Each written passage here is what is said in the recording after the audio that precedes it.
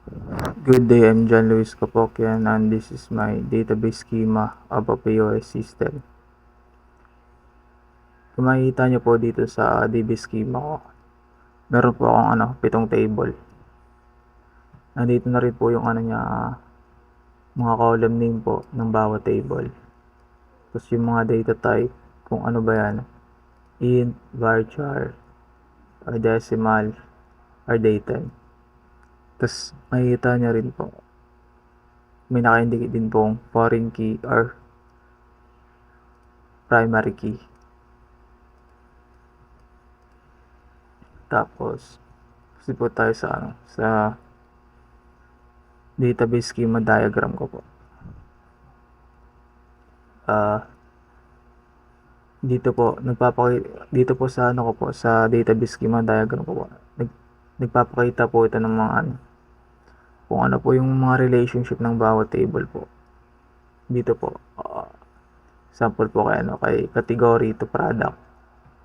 Yung relationship po ni category kay product is one to many. Kasi po, one category can have multiple product. Tapos ganun din po, si multiple product can have one category. Tapos yung relationship naman po ni product kay sale item is one to many. Kasi po, one product can be part of many sale items. Pero each sale items po is associated po siya in one product.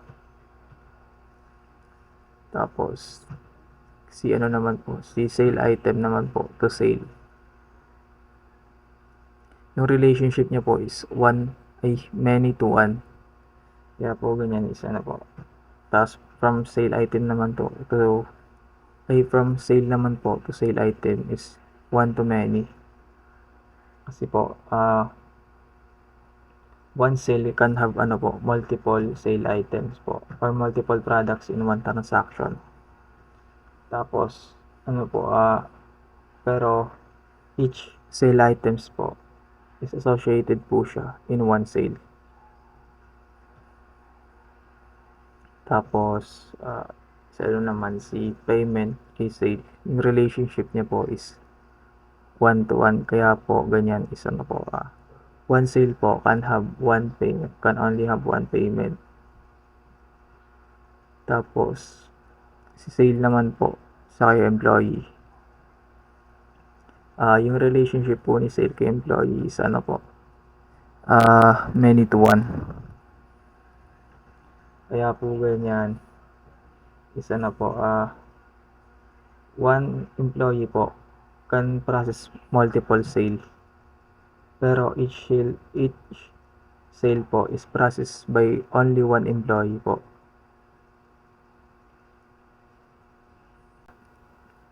Tapos dito naman po tayo kay employee to payroll po. Yung relationship po ni employee sa kay payroll is one to many.